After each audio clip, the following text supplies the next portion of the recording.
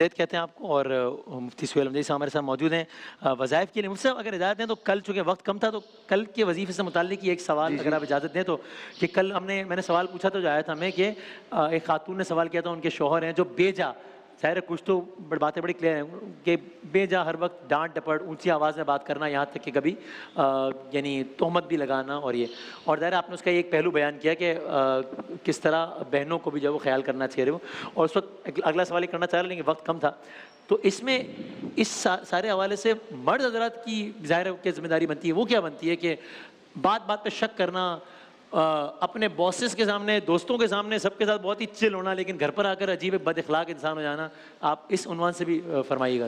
بسم اللہ الرحمن الرحیم، اللہم صلی علی سیدنا و مولانا محمد وعلی آلہ و اصحابہ وبارک وسلم۔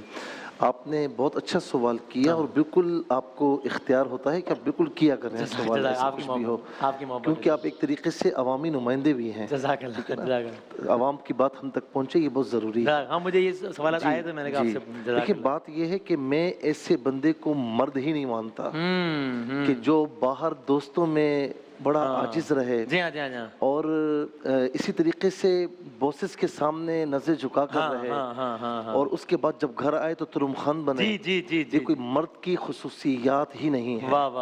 حضور نبی کریم صلی اللہ تعالی علیہ وسلم کے متعلق جب صحابہ نے پوچھا نا تو صحابہ کے علم میں تھا علیہم الرضوان کہ آقا علیہ السلام کا اخلاق کیسا ہے، صحیح ہے، لیکن سیدہ عائشہ رضی اللہ تعالیٰ عنہ سے کیوں پوچھا؟ تاکہ ہم تک بات پہنچے کہ حضور نبی کریم علیہ السلام کی جو اخلاق عظیمہ ہیں وہ فقط باہر نہیں ہیں بلکہ گھر کے اندر بھی وہی اخلاق عظیمہ ہے۔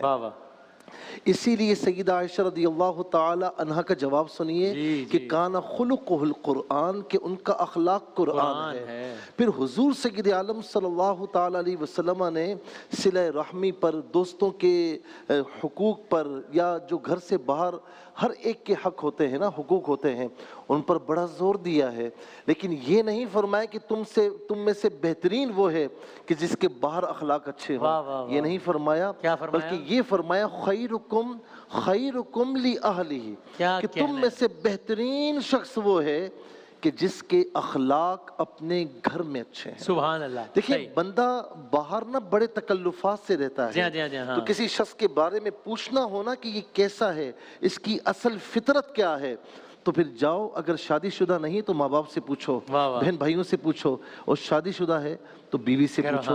تو اسی لیے گھر میں ایسا شخص کہ جو گھر میں آ کر ظلم و ستم کرتا ہے وہ سخت گناہگار ہے، اور اسی طریقے سے شک کرتا ہے، شک کرنا بھی گناہ ہے۔ ان بعد الظن اسم، کہ بعض جو گمان ہے وہ گناہ تک پہنچ جاتے ہیں۔ خدا نہ خواستہ کسی پر بہتان لگانا، کسی پر تہمت لگانا، اگر اچھا نظام ہوتا تو اس کی گواہی کبھی قابل قبول نہ ہوتی۔ تو لہٰذا میں بھائیوں سے کہوں گا کہ خدا را یہ اخلاق کا لیبل باہر نہ دکھائیں، باہر بھی دکھائیں لیکن گھر کے اندر آپ کے اخلاق انتہائی اعلیٰ ہونے چاہیے، گناہگار نہ بنے۔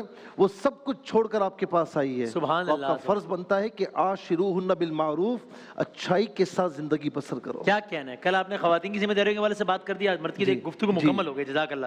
اچھا معذرت، بس وقت 2 منٹ ہیں مفتی صاحب ہمارے پاس، میں سوال پورا دہراتا نہیں ہوں، بس سوال اولاد کے حوالے سے، زندگی کی ہر نعمت ہے اولاد سے محروم ہے، ظاہر ہے بہت سارے لوگوں کا سوال ہے اس میں۔ آپ یہ دیکھیں کہ خاص طور پر اولاد نرینہ مانگی ہے، ٹھیک ہے نا، میں بڑی عاجزی کے ساتھ عرض کروں گا کہ خدا را زمانہ جہلیت کی طرف نہ جائیں، لڑکی کی پیدائش پر آنسو نہ بہائیں۔ دیکھیں میں ایک حقیقت آشکار کر رہا ہوں کہ اس سے ہم آنکھیں نہیں چرا سکتے۔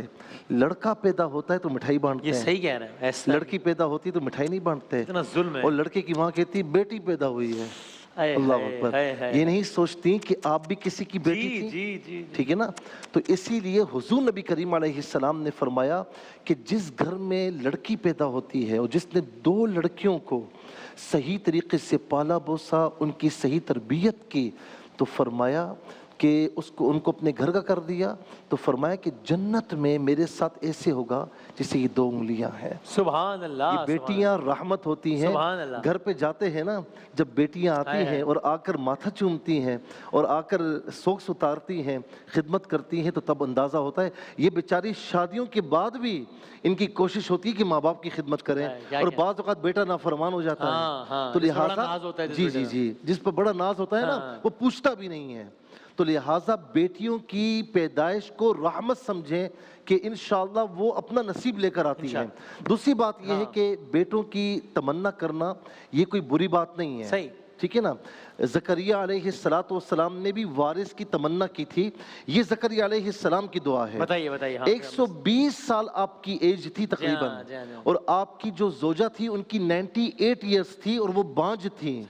جب دعا کی محراب مریم میں نا, سورہ آل عمران کی آیت نمبر 38 بتاتی ہے محراب مریم میں دعا کی, تو دعا کے بعد اللہ رب العالمین نے یحییٰ علیہ السلام کی صورت میں وارث عطا فرمایا, اور بہترین وارث اور نیک وارث.